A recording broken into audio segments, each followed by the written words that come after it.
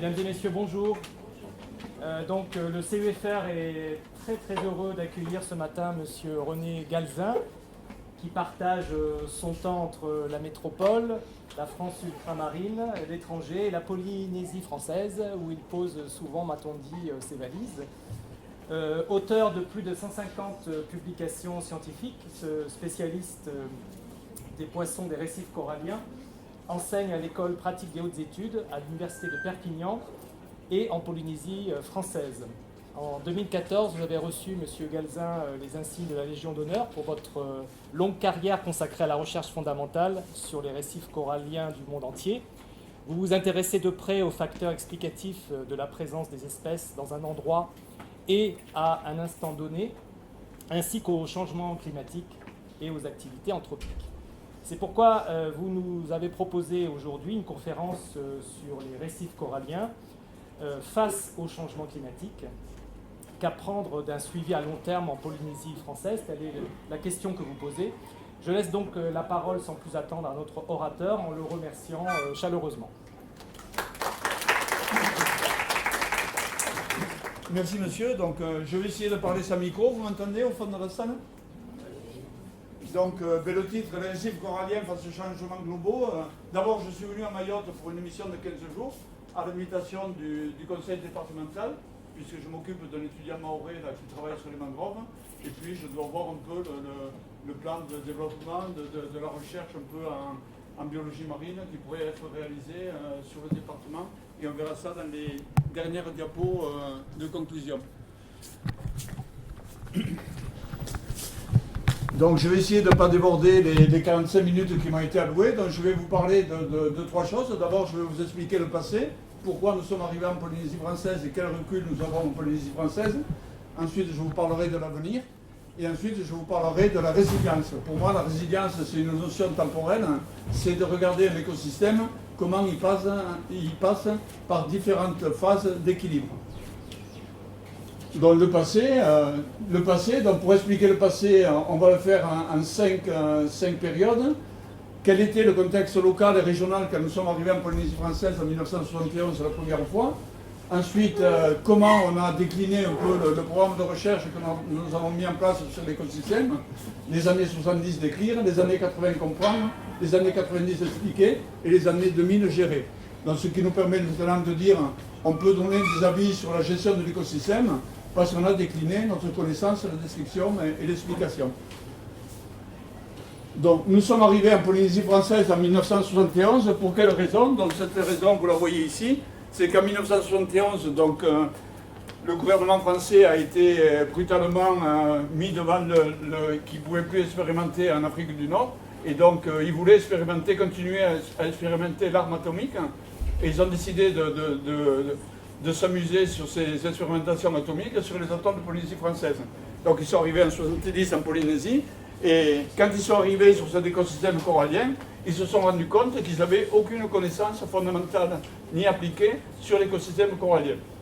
Donc à l'époque, en 1971, il y a maintenant plus de 40 ans, ils ont demandé à quelqu'un de l'Académie des sciences de Paris de trouver des équipes qui travaillaient sur les récifs coralliens. Et en 1970, il n'y avait que 2 équipes qui avaient une petite connaissance sur les récifs coralliens. Il y avait des gens de la station marine d'Andoum qui avaient travaillé, qui avaient créé une station de recherche sur le grand récif de Tuléar à Madagascar, l'équipe qui était dirigée par le professeur Pérez. Et puis il y avait une deuxième équipe qui, elle, avait travaillé dans le Pacifique Sud, et c'était l'équipe du Muséum national d'histoire naturelle. Et comme la personne qui avait été chargée par le gouvernement français de trouver une équipe, c'était quelqu'un de l'Académie des sciences qui était au muséum, ils ont privilégié l'équipe du muséum. Donc nous voilà, on a posé nos valises en 1971 sur une île. Donc le directeur, qui était à l'époque Bernard Soldat, qui a créé ce centre de recherche, il a dit, donc en Polynésie, les chercheurs qui arrivent de métropole, on va un peu les éloigner de la capitale. Donc on s'est installé sur l'île de Moria, qui est l'île voisine de Tahiti, et on a loué une maison qui était au bord de l'eau et qui pendant 10 ans nous a permis d'effectuer des recherches sur l'écosystème corallien. Donc l'armée nous permettait d'aller travailler sur les sites nucléaires, mais comme nous étions des scientifiques et qu'on voulait publier nos résultats dans des revues internationales et tout ça, on avait conclu un accord avec les militaires. Les années paires, on allait travailler sur les atomes nucléaires, et là, on était tenu au confidentiel défense, on n'avait pas le droit de publier. Et les années impaires, ils nous payaient des missions un peu partout en Polynésie française qui nous permettaient de découvrir cet écosystème.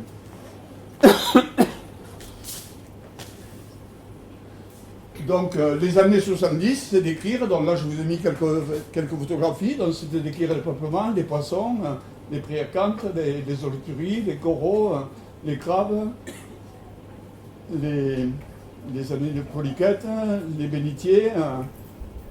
Et donc, toutes ces descriptions, pendant les 10 premières années, c'était essentiellement des gens que l'on faisait venir du Muséum national d'histoire naturelle. Et au départ, il y avait énormément de problèmes d'identification qui se posaient. Et beaucoup d'espèces étaient à décrire. Et donc, dans les 10 premières années, on a décrit plein d'espèces dans les coraux, les mollusques, les crustacés, dans tous les groupes animaux du lagon. Et on donnait des noms en fonction de l'archipel dans lequel on les trouvait.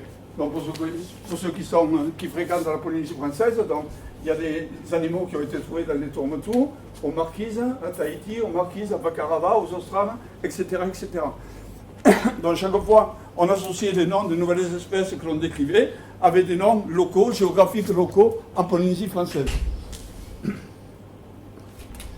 Et donc toutes ces publications étaient éditées soit dans des livres monographiques qui sont faits par le muséum, par exemple l'Atlas des poissons et des crustacés d'eau douce, par exemple un ouvrage réalisé sur l'archipel des Gambiers, un ouvrage réalisé aux Marquises, sur Rapa, et des collections qui étaient réalisées et qui étaient conservées dans la petite maison que nous avions au bord de mer, et on a constitué toute une collection de références sur tous les animaux que l'on trouvait au lagon.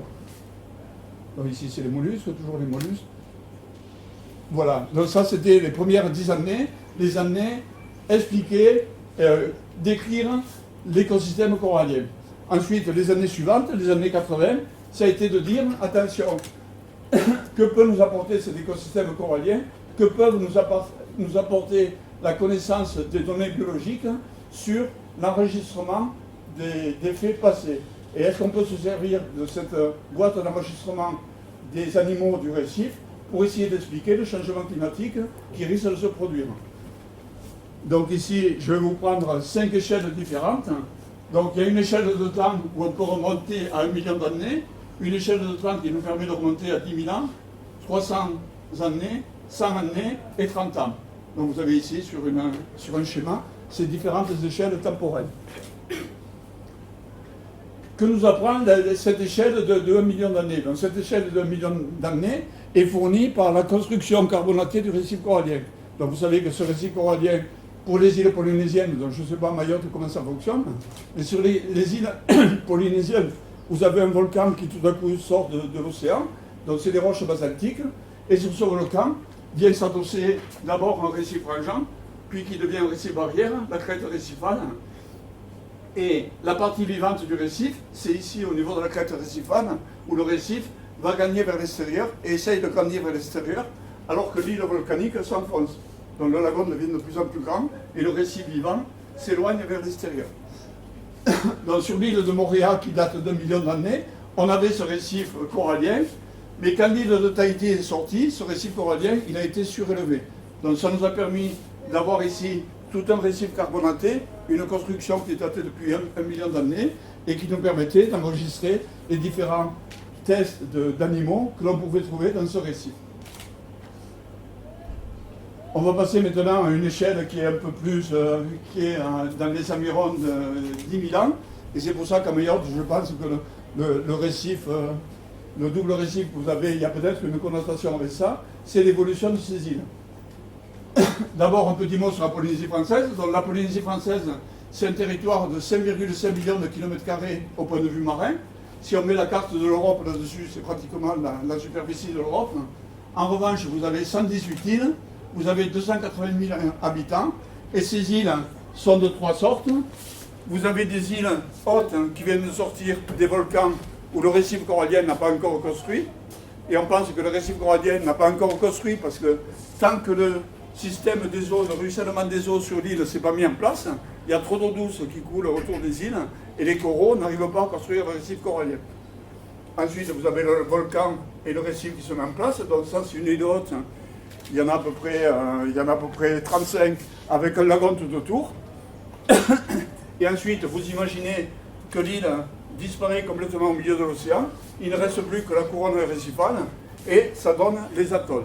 Donc les atolls, c'est uniquement de la construction biologique, du carbonate de calcium qui a fait son propre habitat. Et en Polynésie, au monde, vous avez à peu près 400 atolls, et en Polynésie française, nous en avons 84. Donc la Polynésie est un excellent laboratoire de recherche pour travailler sur les atolls. Quand on regarde, donc moi je suis spécialiste de poissons, quand je regarde les peuplements de poissons dans ces îles, la première différence qui existe, c'est une différence entre les poissons qui sont sur la pente externe et les poissons qui sont sur les lagons. Donc d'entrée de jeu, le premier paramètre discriminant, c'est les poissons de pente externe et les poissons du lagon.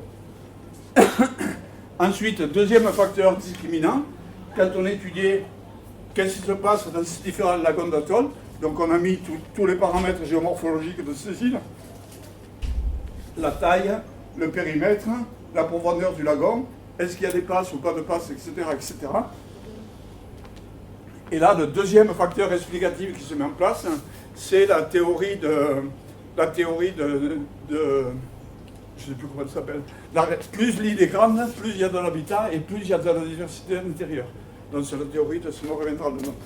Donc big is better, donc c'est la taille de l'île qui explique essentiellement la biodiversité à l'intérieur de ces îles. Ensuite, en utilisant la... Non, ça c'est tout ce que je vais dire sur cette diapositive. Ensuite, troisième échelle, on descend un peu dans des échelles biologiques. Donc là maintenant, on arrive à une échelle de 3 fois 300 ans. C'est en étudiant, vous avez ici une coupe qui est réalisée sur les gros coraux que vous avez ici à Mayotte. On appelle ça des colonies de Porites, des grosses patates de Porites qui, dans le lagon, peuvent atteindre en Polynésie des tailles de 3 ou 4 mètres. Et donc, on connaît le taux de croissance de cette espèce de corail, et ce corail fait à peu près 10 cm par an. Donc, si vous avez une colonie qui fait 3 mètres, cette colonie vous enregistre les événements passés sur 300 dernières années. Et en travaillant sur ces coupes, et en regardant un peu les différentes stries, c'est comme quand on travaille sur un arbre ou sur une autorité de poisson, on arrive à déterminer, en fonction de l'âge, quels sont les événements successifs qui se sont passés sur cette île. Une échelle donc plus récente, c'est de travailler sur ce qu'on appelle la boîte noire des poissons sur l'otolithe. Donc le poisson, c'est comme les arbres, il enregistre à l'intérieur de cette structure osseuse ce qui se passe dans la vie du poisson. Donc on est capable, en faisant des coupes et en regardant l'âge et en regardant un peu la structure de l'otolithe, on est capable de voir où se trouvait le poisson à l'état larvaire, où c'est qu'il est venu s'installer, dans quelles conditions des eaux il était, etc., etc. On peut faire parler beaucoup l'otolithe. Et en travaillant sur cet otolithe et sur un atoll qui est ici, l'atoll de Taiaro, là on a une échelle, là on revient à l'échelle de 10 000 ans, parce que cet atoll c'est complètement fermé à l'époque des derniers cyclones qui avaient eu lieu en Polynésie dans les années 1900. Donc quand on regarde les peuplements de poissons à l'intérieur du lagon et à l'extérieur, l'échelle de temps qui nous est donnée, c'est la fermeture de cet atoll en fonction du changement climatique. Merci, monsieur.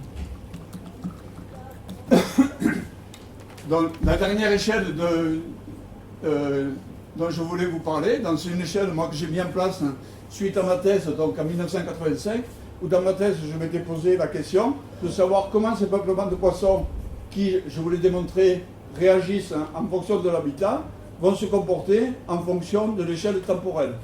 Donc j'ai travaillé dans ma thèse sur les échelles temporelles relativement courtes, c'est-à-dire regarder l'échelle nictémérale, l'opposition entre les peuplements de jour et de nuit.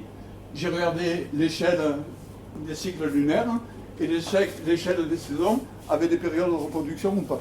Et donc ça, c'est des échelles sur une trentaine d'années que je détaillerai un peu plus tard. Donc, dans les années 90, une fois qu'on avait mis en place ces peuplements, qu'on connaissait les faunes et les flores, qu'on avait un peu décrit le système, on s'est attaqué à le fonctionnement de cet écosystème. Alors là, c'est des recherches qui ont été développées dans les années 90. Et en Polynésie française, en travaillant en liaison avec des équipes australiennes et américaines, on s'est attaqué au cycle de vie de ces animaux. Et on s'est aperçu que ces animaux, quand vous avez un poisson à l'état adulte, ce poisson, il va passer toute sa vie emprisonné dans cette île et dans son lagon. Il n'en sort pas et son habitat est réduit pratiquement à l'île, pour au moins 90% des espèces. Les seules espèces qui vont naviguer entre les différentes îles, c'est 10% d'espèces. C'est par exemple les grosses carangues, c'est certains requins, c'est certains barracudas, etc., etc. Il n'y a que 10% des espèces qui sont capables de migrer d'une île à l'autre. Tous les poissons passent leur cycle de vie à l'intérieur du lagon. Et qu'est-ce qui se passe? C'est qu'au moment de la reproduction, donc il y a 3 types de reproduction chez les poissons. Soit ils se reproduisent un papa et une maman comme chez nous, soit ils se reproduisent par des pontes grégaires. C'est-à-dire, à un certain moment du cycle, il y a une agglomération de poissons à un certain endroit du récif, à un certain moment, et là, tous les poissons vont émettre leurs produits génitaux en même temps dans la masse d'eau. Et en général, cette émission de produits génitaux se déroule aux abords des passes. Et là, il y a 2 hypothèses explicatives pour expliquer pourquoi ce processus est retenu. La première est de dire que les poissons préfèrent se reproduire avec des larves qui vont aller dans l'océan parce que le pouvoir de prédation est moins important à l'extérieur qu'à l'intérieur. Donc c'est une période de survie pour la larve. Et il y a une autre hypothèse, qui est une hypothèse un peu plus explicative de génétique, c'est sur la conservation de l'espèce. En disant attention, la larve, puisqu'elle va partir à l'extérieur, il y a des possibilités pour cette larve qu'elle échange des gènes avec une dispersion avec d'autres poissons, d'autres îles et tout ça. Et donc ça, c'est une survie et une entretien de l'espèce. Donc il empêche que ça émet des œufs, ces œufs ensuite vont se féconder, ça va donner lieu à des larves, ces larves vont revenir et après vont coloniser les îles. Donc un gros programme de recherche qui a été développé, c'est de dire, attention, une fois que ces œufs et ces larves sont dans l'océan, on a 2 hypothèses là. Est-ce que les larves et les œufs reviennent ensuite coloniser les îles? Est-ce que c'est des larves et des œufs qui ont été pondus sur l'île de départ? Ou est-ce que c'est des larves et des œufs qui peuvent venir d'une île différente? Et ça, c'est des programmes de génétique et des populations qui nous ont permis de travailler là-dessus. Autre question sur laquelle on travaille, actuellement les chiffres qui sont retenus, c'est que si 2 poissons vont émettre de l'ordre de 1 million d'œufs, quand les larves arrivent pour venir recoloniser les îles, il en reste à peu près 1000. Donc on a une très très forte mortalité de ces larves dans le milieu océanique. Et ensuite, ces 1000 larves arrivent ici, arrivent au niveau de la crête, rentrent dans le lagon et viennent s'installer. Et ensuite, ils donnent lieu au recrutement dans l'installation dans la dynamique des populations adultes. Et entre ce passage des larves et la colonisation, on a encore un facteur de mortalité qui est de 10 ou de 100. Donc tout ça, c'est des cycles qui sont mis en place et qui ont été étudiés dans les années 90. Donc ça, c'est le cycle de vie des poissons. On a travaillé sur des processus de dispersion de ces poissons dans les masses d'eau. Vous avez ici une île, il y a les larves qui sont émises, et donc que font ces larves dans les masses d'eau? Est-ce que c'est loin de l'île? Après, il y a des effets de courant.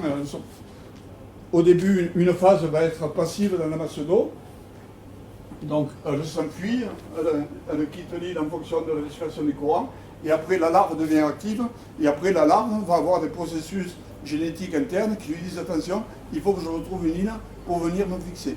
Donc la larve après des mouvements et revient plus ou moins vers l'île ou vers une autre île parentale. Donc tout ça, ça a été étudié en Polynésie française, donc ces larves vont être soumises aux courants locaux, le contre-courant des Marquises, le courant équatorial sud, etc., etc. Et donc on peut expliquer la répartition et la structuration génétique des populations et des peuplements de poissons en Polynésie française, essentiellement grâce aux courants, qui sont une raison de dispersion quand les larves sont passives dans la masse d'eau. Donc un autre facteur qui fait travailler, qui chamboule ce cycle, c'est les problèmes du parasitisme.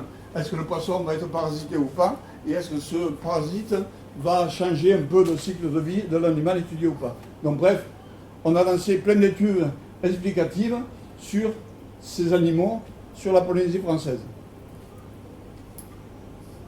Donc maintenant, une fois qu'on avait cette connaissance scientifique sur les espèces, la connaissance des cycles, la connaissance de la biologie, etc., on s'est dit maintenant, on est mûr pour essayer de donner des informations aux autorités locales pour des problèmes de gestion. Donc, je sais pas, je crois qu'il y a des gens de l'agence du parc marin de Mayotte dans la salle. Donc l'idée que l'on a eue en Polynésie française, en travaillant avec les autorités locales et avec l'agence des aires marines protégées, c'est de mettre en place sur le lagon de Polynésie française d'un plan de gestion de l'espace lagonaire et maritime. Donc l'idée de ça sous-jacente, c'est quoi? C'est de dire attention, vous avez un lagon, vous prenez une superficie comme cette pièce, ou 10 fois cette pièce, qu'est-ce qu'on peut faire là-dedans? On peut faire de la pêche, des parcs à poissons, on peut pêcher des bénitiers, des coquillages, on peut laisser pêcher les habitants locaux, on peut faire du tourisme, du jet ski, on peut faire du ski nautique, on peut faire de la plongée sous-marine, de la pêche, du windsurf, de la plongée, etc., etc. On peut faire plein d'activités dans ce lagon. Il se trouve maintenant que les habitats sont relativement peu spacieux dans ces lagons de Polynésie. Il y a trop d'activités maintenant qui se fait au même endroit, donc on est obligé de se partager l'espace. Et l'idée de PGM, c'est ça, c'est de dire attention, on va se partager l'espace pour essayer de voir comment on peut organiser les différentes ressources qui sont apportées par ces lagons. Je vais vous prendre un exemple pour vous démontrer un peu quelle est la relation qui s'est instaurée avec la Polynésie et les chercheurs.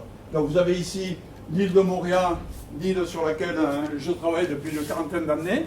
Donc le forêt que vous avez vu au bord de l'eau, au début il était là. Maintenant on a migré, je vous montrerai par la suite, on se trouve ici au fond de la baie de Pounou. Et depuis que l'on travaille en Polynésie, d'entrée de jeu, on a eu, à mon avis, le bon réflexe, c'est que tous les chercheurs que l'on fait venir avec des crédits que nous gérons, soit qui nous sont donnés par le territoire de la Polynésie française, soit par des crédits métropolitains, on oblige tous les chercheurs qui passent dans notre centre de recherche de focaliser leurs études sur le même secteur de l'île. C'est-à-dire, en 40 ans, on a vraiment centralisé toute l'acquisition d'une base de données sur ce secteur de l'île, que l'on connaît maintenant notre poche, et qui est notre véritable centre de recherche sur lequel on se pose plein de questions. Donc vous avez ici le secteur de l'île étudié. Donc moi, c'est le programme que j'ai mis en place suite à ma thèse, où je me suis posé des questions sur le temporel, le nictémère, le mensuel et puis le saisonnier. Et puis je me suis dit, mais qu'est-ce qui se passe au cours du temps? Est-ce que la situation que j'ai observée en 1971 va être la même en 1981, en 2001, en 2004, etc. Donc j'ai mis en place une base de données qui a maintenant 34 ans et où je travaille ici sur le récif Frangeant, ici sur le récif Barrière et sur la pente externe. Et donc je travaille 2 fois par an, je compte mes poissons dans un carré de 100 mètres carrés, et puis je collecte aussi d'autres facteurs explicatifs, comme le pourcentage de recouvrement corail vivant, la température, la fréquence des encadastères, qui sont les étoiles de mer qui mangent le corail, les cyclones, le bleaching, etc., etc. Donc ces bases de données, quand on les regarde, sans mettre aucun filtre pour étudier des bases de données, vous avez ici les densités et les richesses spécifiques sur le récif Barrière, le récif Frangeant et la pente externe.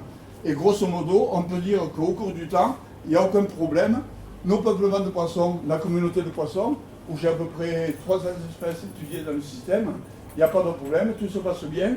On a une augmentation continue, à part ici on a un petit problème. Donc tout va en augmentation, il n'y a pas de problème. Quand on compte les poissons sous l'eau, alors là il y a une demoiselle qui se spécialise là-dedans, elle va nous expliquer un peu ce qui se passe.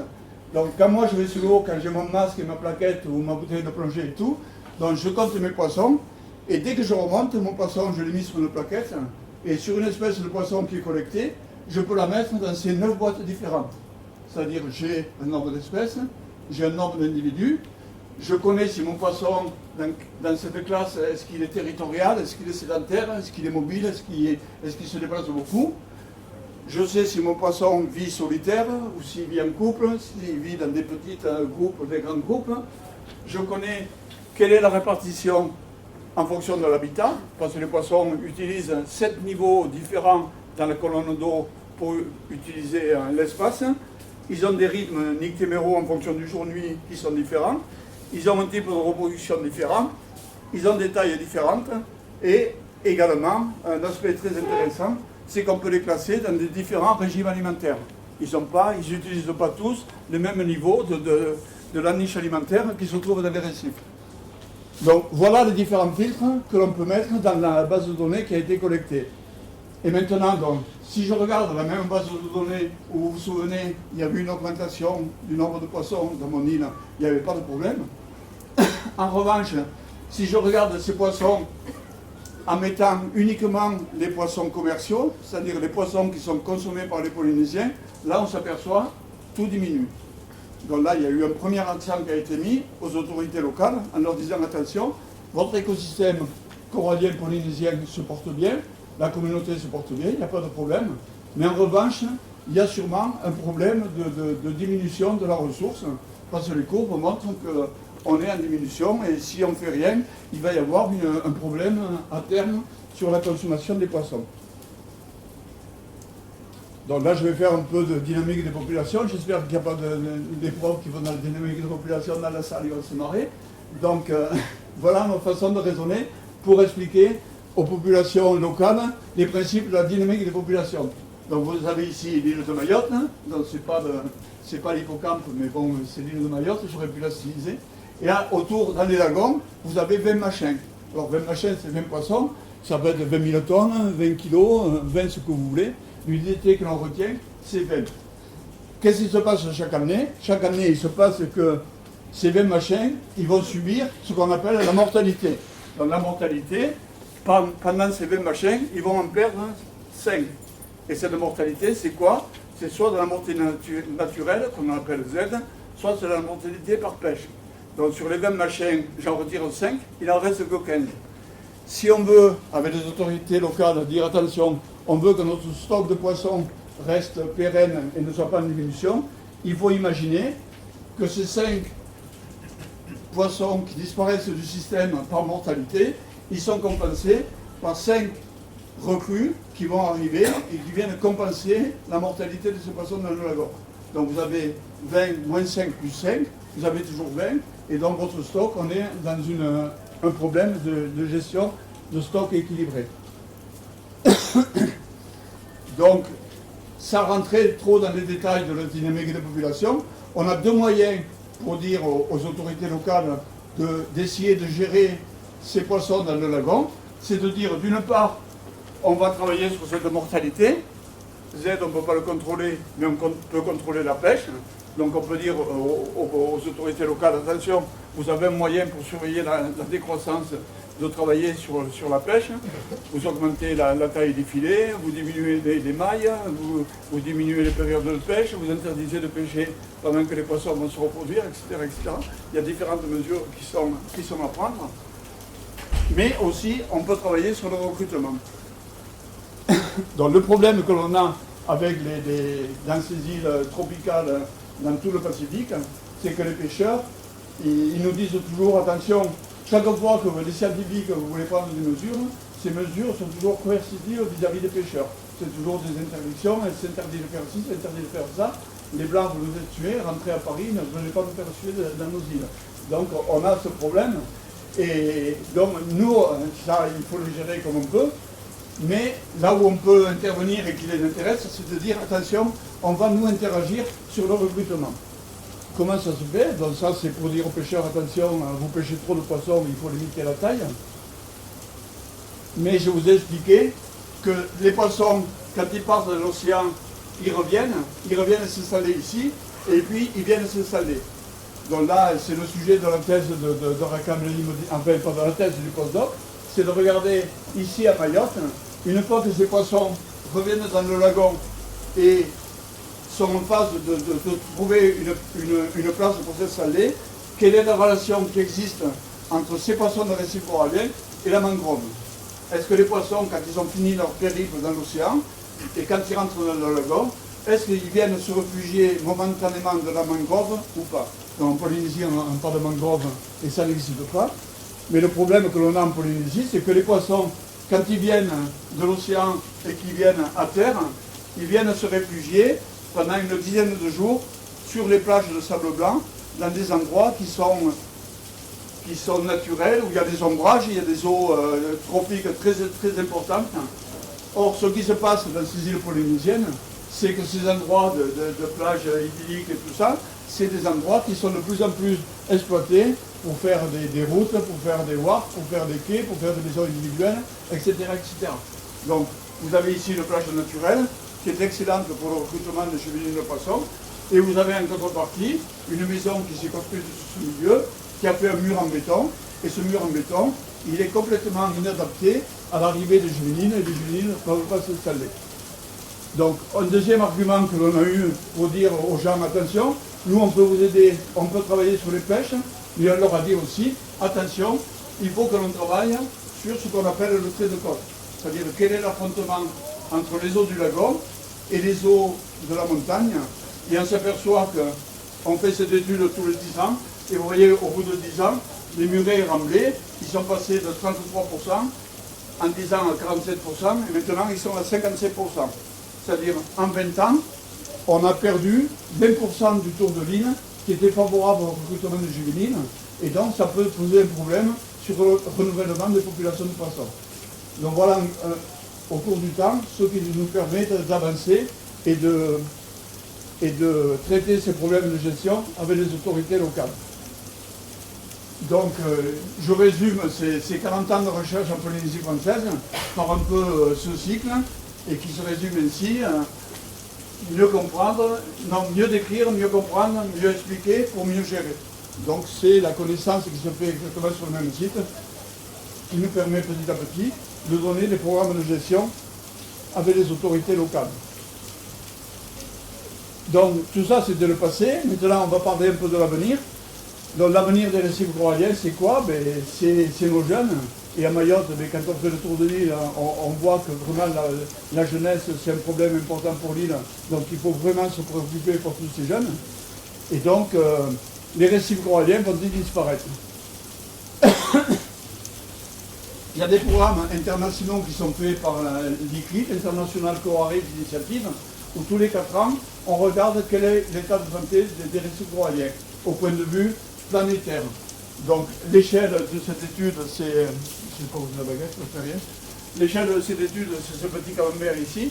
Vous voyez que le marron foncé, c'est que les récifs sont perdus définitivement. En orange, c'est qu'il y a des agressions un peu importantes. Et en gris clair, il ne se passe rien, tout va bien. Donc on s'aperçoit que dans toute cette planisphère, c'est les récifs polynésiens qui ont le meilleur score. Il n'y a que 10% de récifs polynésiens qui ont un peu des problèmes de santé et tout ça. Les récifs les plus abîmés, c'est ici, sur l'endroit où il y a la biodiversité maximale, c'est l'arc Philippines-Indonésie-Thaïlande, où les problèmes de pollution et de prédation des récifs sont les plus importants.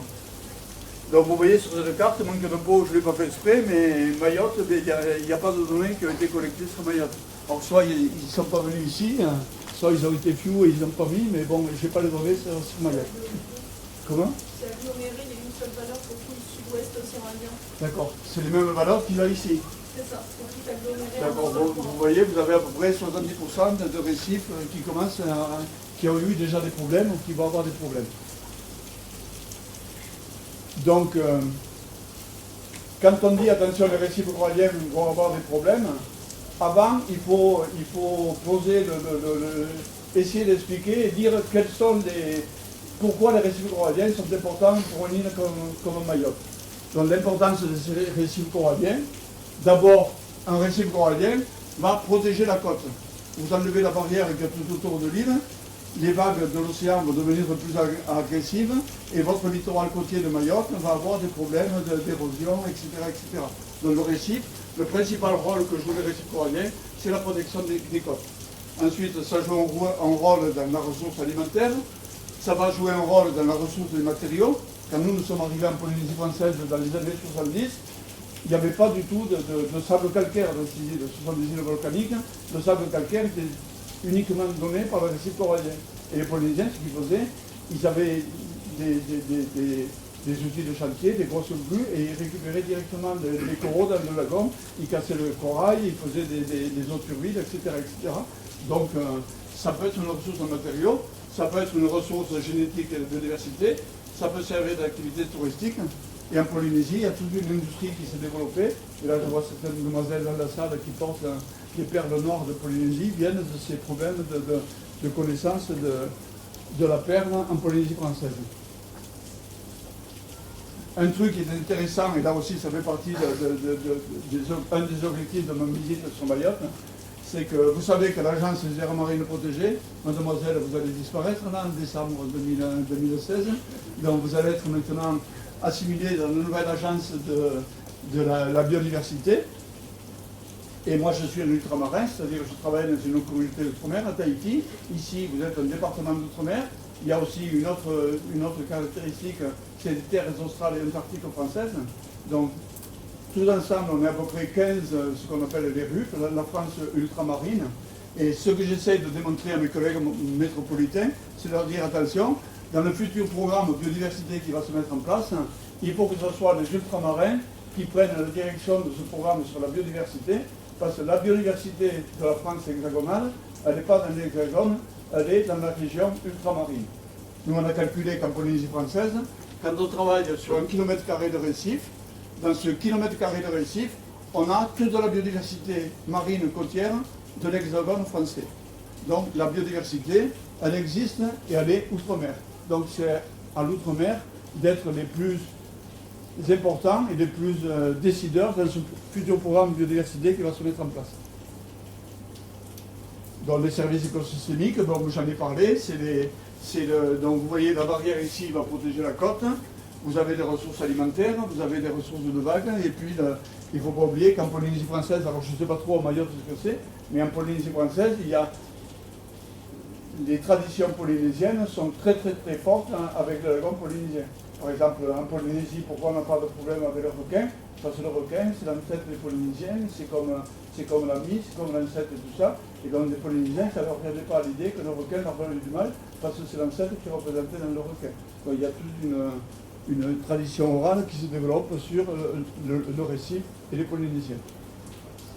Donc tout ça maintenant, on est capable d'utiliser le récif, on peut l'étudier en tant que biologiste, on peut l'étudier en tant que tout ça, et maintenant on a des moyens avec les économistes de traiter ce qu'on appelle la valeur économique du récif corallien.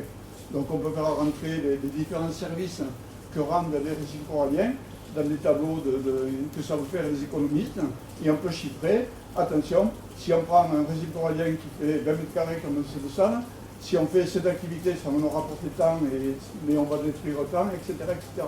Donc on peut faire différents scénarios d'exploitation de ce récif corallien, et on peut dire aux autorités, attention, si vous suivez ce scénario, il va se passer ça, et maintenant c'est vous qui faites autre chose. Une fois qu'on a vu dans les services qui sont rendus, si on perd les récifs pour quelles raisons? Donc les raisons de destruction des récifs coralliens, ce sont des raisons naturelles, les cyclones, des raisons météorologiques, les cyclones, les tsunamis, je vais passer un peu de temps sur l'exploitation des prédateurs, les épidémies et les phénomènes de blanchissement.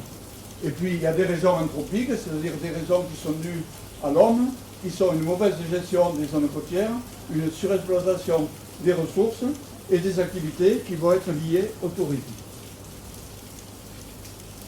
Donc quels risques? Est-ce que ces risques vont être accrus ou pas avec les changements climatiques? Donc là aussi, toute la communauté qui travaille sur les récifs coralliens se préoccupe un peu de ce changement global. Et donc, on travaille sur 4 scénarios d'évolution climatique. Donc, s'il va y avoir un changement climatique, il va y avoir une augmentation de la température des eaux. Ça, on le sait, et donc on peut travailler dessus. Il va y avoir une augmentation de la fréquence des tempêtes. Parce que vous savez que les tempêtes, c'est relié avec la circulation des eaux océaniques, El Niño, la Niña, etc., etc. Je ne sais pas trop ici, au niveau du canal de Mozambique, comment ça agit, mais il y a une grande relation avec les climats et les circulations des eaux. Il va y avoir une élévation du niveau de la mer et il va y avoir une acidification des océans. Donc, quelles vont être ces quatre actions sur le récif corallien? Donc, la chose qu'il faut se dire, c'est d'abord, actuellement, dans les années 2016, la population mondiale, c'est 7 milliards d'habitants. Et les prédictions qu'ils ont faites sur les années 2050, c'est que ça va monter à peu près jusqu'à 10 milliards d'habitants, et après il semblerait qu'on atteigne le plateau et que l'augmentation du nombre d'habitants sur Terre va être moins importante. Donc il y a quand même beaucoup d'habitants qui vont arriver sur cette planète. Et quand on fait ensuite cette deuxième carte, on s'aperçoit que cette augmentation du nombre d'habitants sur la planète est essentiellement prégnante sur la zone intertropicale. Et on s'aperçoit que là, il y a une augmentation de beaucoup du nombre d'habitants et que ce nombre d'habitants vit à proximité du lagon, à proximité des zones littorales. Donc cette augmentation d'habitants, c'est sûr, va se faire avec une pression anthropique de l'homme qui va être de plus en plus importante sur ces zones côtières littorales. Donc vous avez entendu parler du groupe d'experts intercontinental qui travaille sur tous ces scénarios. Donc je ne vais pas vous les détailler ici, mais vous les trouverez dans les rapports. Ce qu'on peut retenir sur ce scénario, c'est que quand on regarde un peu ce qui se passe, on dit que les 3 dernières décennies ont été les plus chaudes depuis les années 1850. 90% de la chaleur émise a été absorbée par l'océan. La température de l'océan superficiel a augmenté déjà de 0,25 degrés. L'élévation du niveau moyen des océans a été calculée de 19 cm depuis les années 1901. Et depuis le siècle, le pH est descendu de 0,1 unité. Donc, quelles sont les prévisions qui sont maintenant faites sur l'échéance 2100? Donc là, il y a des prévisions qui sont faites toujours par le GIEC. Et là, ils ont l'habitude de travailler sur 3 scénarios différents. Un scénario optimiste, un scénario pessimiste et un scénario vraiment très très dur. Et donc, les prévisions essentielles pour 2100 sont une augmentation de la température de l'atmosphère qui va être comprise entre 1 et 4 degrés Celsius. L'élévation du niveau de l'océan va être comprise entre 26 et 82 cm. La température va augmenter de 1 à 3 degrés Celsius et l'acidification va continuer à diminuer et peut diminuer jusqu'à 0,5 unités. Et nous, l'équipe qui travaillons sur l'écosystème corallien en Polynésie, parmi toutes ces prédictions que l'on peut faire, il nous semble que la prédiction la plus dangereuse, c'est l'acidification des océans. Pourquoi l'acidification des océans est délicate et dangereuse pour les récifs coralliens? D'une part parce que beaucoup d'animaux qui viennent coloniser les récifs coralliens sont des animaux qui ont un test calcaire, et donc la calcification de ces animaux avec une eau qui va devenir plus acide, ça va être plus compliqué. Et surtout le deuxième facteur, c'est qu'il ne faut pas oublier que ces récifs qui sont ici, c'est des récifs qui construisent les récifs coralliens, donc ils font du carbonate de calcium à partir du CO2 et ils font du carbonate de calcium. Et actuellement, ces récifs, l'équation de calcification, actuellement, elle est positive, c'est-à-dire les récifs construisent des récifs coralliens. Mais on pense que si le pH devient trop important, cette équation de calcification risque de devenir à l'équilibre ou négative. Et là, ça va être une vraie catastrophe, parce que si nos récifs coralliens ne calcifient plus, ils vont être biodégradés, et donc il va y avoir une disparition potentielle de ces récifs coralliens. Donc maintenant, c'est un peu le troisième projet, c'est la résilience. Donc là, je vais en revenir sur ma base de données. Donc ça, c'est ma base de données dans ma thèse en 85. J'avais travaillé sur les cycles nictéméraux, lunaires et saisonniers. Et je me suis dit, qu'est-ce qui va se passer au cours du temps? Et dans mon jury, donc, les petits jeunes, là, ils ne connaissent pas, mais moi, un prof que j'avais dans mon jury de thèse, c'était Robert Barbeau, de l'école normale supérieure. Et avec Robert Barbeau, le jour où on était au restaurant, il m'avait dit, écoute René, c'est bien joli de vouloir travailler sur l'interannuel. Et moi, j'avais dit, oui, ce qui m'intéresse, c'est de travailler sur une publication qui avait été faite dans les années 82 par Connell et Souza, et qui était de travailler sur la stabilité de l'écosystème. Donc, est-ce qu'un écosystème stable, c'est un écosystème qui ne bouge pas et qui évolue au cours du temps comme ça, ou au contraire, un écosystème stable, c'est un écosystème qui va évoluer autour d'un point d'équilibre. Donc, premier problème à définir, c'est comment on définit ce point d'équilibre. Donc ça, je n'ai pas encore trouvé la réponse. Et là, vous avez maintenant, vous mettez sur l'échelle verticale, vous pouvez mettre un nombre d'espèces, un nombre d'individus, des biomasses, des pourcentages, etc., ce que vous voulez. On s'aperçoit que l'écosystème va évoluer de façon sur une courbe, je ne sais pas comment on appelle ça, une courbe Et là-dedans, il y a 3 modèles qui sont définis. Donc, c'est la résistance de l'écosystème, c'est-à-dire jusqu'à quand l'électricité, jusqu'à quand l'écosystème, on peut lui tirer dessus et sans lui faire perdre son pouvoir de revenir à l'état d'équilibre. Et moi, ce qui m'intéressait, c'est l'échelle de résilience, c'est-à-dire combien de temps un écosystème va mettre pour passer d'un état d'équilibre au même état d'équilibre dans la même phase dynamique. Donc, je vous ai expliqué que j'ai mis en place cette base de données sur les poissons.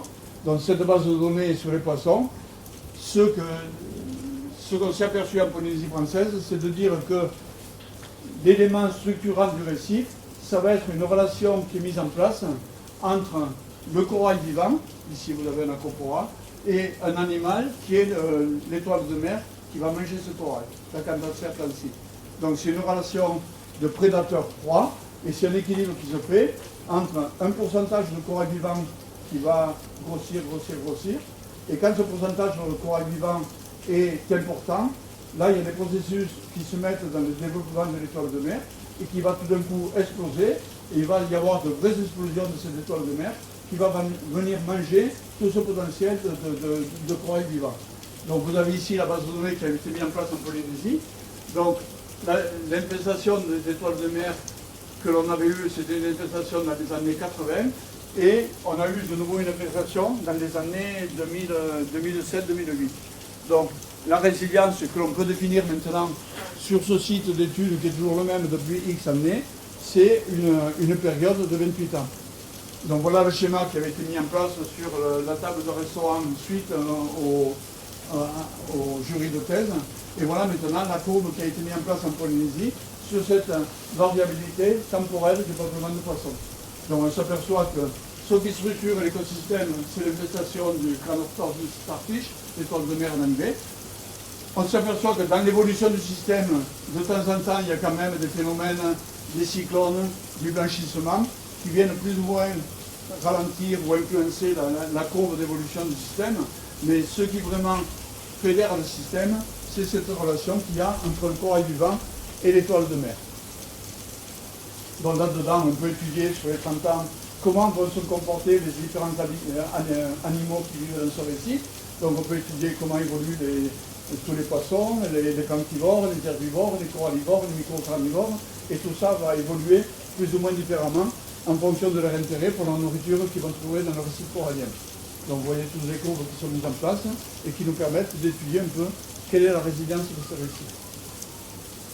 Donc c'est ce que je disais l'autre jour à mademoiselle qui me disait attention, pourquoi on ne pourrait pas appliquer la méthode de Francourt, je ne sais pas comment il l'appelle. Donc l'inconvénient, vous voyez, de cette méthode, c'est ce type de résultat que l'on a. C'est-à-dire que vous allez prendre une espèce, vous allez la suivre pendant 20 ans et vous trouvez que c'est une espèce indicatrice intéressante, mais du jour au lendemain, votre espèce, pendant 20 ans, elle disparaît. Et on ne sait pas pourquoi. C'est dans les cycles naturels. Donc si vous avez eu la malchance de suivre une espèce dans votre écosystème, vous allez dire mon écosystème il va mal, parce que l'espèce a disparu. Et en fait l'espèce disparaît, pourquoi? Parce que dans son cycle propre qu'il a fait disparaître et qu'il a fait reparaître par la suite. Donc vous voyez différentes courbes d'utilisation du récif et de fréquence de ces animaux dans le récif corallien sur une base de données qui a 40 ans. Donc en Polynésie française, moi je me suis amusé dans toute notre carrière à mettre la Polynésie en boîte pour étudier un peu la répartition des poissons, des trucs et des machins. Et j'ai travaillé donc sur cette courbe de résilience. Et on s'aperçoit que la résilience du récif corallien en Polynésie, c'est une unité de temps, et cette unité de temps fait 28 années. Donc je vais conclure mon exposé pour vous expliquer un peu la deuxième raison de ma venue ici, c'est que vous vous êtes rendu compte dans mon propos, j'espère qu'on est arrivé en Polynésie française dans les années 71, on avait créé une station de recherche à partir d'un petit bungalow qu'on avait au bord de l'eau. On a eu, je pense, l'intelligence de faire deux choses, c'est de dire à tous les chercheurs de travailler en priorité sur l'écosystème côtier, toujours le même, pour que l'ensemble des chercheurs bancarisent les mêmes données sur le même écosystème, pour qu'on puisse savoir au cours du temps ce que ça donne. Et ensuite, la deuxième intelligence que l'on a eue, c'est que tous les travaux de recherche qui ont été effectués à partir de ce centre, on a gardé des traces écrites dans notre station de recherche. Et vous avez ici, quand vous arrivez à la bibliothèque de notre centre de recherche, vous avez ici en vert, c'est je ne sais plus ce que c'est, donc là, il y en a 1700. En gros, ça c'est les publications scientifiques, il y en a un certain nombre. Ça c'est les thèses ou les masters, il y en a plus de 200. Et ça c'est ce qu'on appelle la littérature grise, c'est quand un chercheur vient étudier l'impact d'un hôtel, etc., etc. Et donc on a eu l'intelligence de bancariser au même endroit toutes ces données. Et quand un chercheur vient maintenant chez nous, il est capable de remonter sur le passé et sur cette base de données. Donc vous avez le bâtiment qui avait été construit en 71 sur le récif. Voilà maintenant ce bâtiment, ce que c'est devenu. Donc moi je travaille pour le CRIOM, le Centre de recherche insulaire et observatoire de l'environnement de Montréal. Donc on occupe maintenant une superficie qui nous a été mise en place par le gouvernement de la Polynésie française et qui nous a donné le terrain et construit les bâtiments. Donc on a des bâtiments, ici c'est tout l'aspect technologie, ça c'est la bibliothèque, ça c'est le secrétariat, ça c'est le bureau des chercheurs, ça c'est le bureau des chercheurs de passage, ça c'est le bâtiment chimie. Et l'intérêt que l'on a sur cette station de recherche, c'est qu'ici, toute cette partie à gauche, c'est la partie habitation.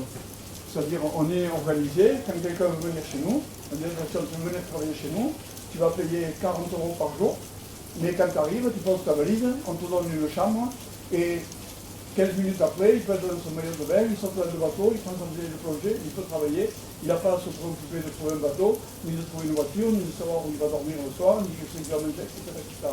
Il arrive, il paye les 40 € et il est efficace pour aller travailler. Donc ça faisait partie de ma station de recherche qui est maintenant devenue une structure CNRS qui est reconnue comme le service d'observation dans le cadre du CNRS de l'INSU, qui est l'Institut des récifs coralliens, qui est une station marine dans le cadre des stations marines dans le réseau national et qui fait partie de l'ABEX Corail qui nous donne la reconnaissance scientifique. Donc ma venue à Mayotte, c'est un peu pour faire ça, et donc voilà un peu les idées que nous aurions sur Mayotte, c'est identifier éventuellement un site sur Mayotte qui pourrait devenir la station départementale de recherche sur la biodiversité, qui serait installée au bord du lagon, qui serait installée près de la mangrove, et qui deviendrait un peu la maison que nous avions au bord du lagon, et qui dans 40 ans va devenir aussi un centre super performant que le CRIOP que nous avons pour l'île française.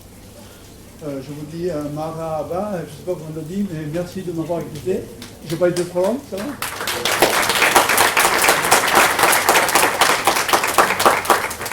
Merci beaucoup, Monsieur Galzin. Nous avons malheureusement plus de temps pour les questions. Parce qu'il y a un cours qui va commencer ici à 14 h. Deux mots pour vous dire simplement que, en raison de la semaine prochaine des examens de conférences physiques du CEFA en prendre une pause, elles reprendront le 13 janvier. Avec la venue de Elena Bertucci et Théo Correa, qui viendra nous parler du débat. Voilà, donc n'hésitez pas à venir nous joindre à nous le 13 janvier. Merci encore pour votre venue. Bien, monsieur Bertucci. Merci. Il y en a qui veulent poser des questions, moi je peux répondre dans le hall, non?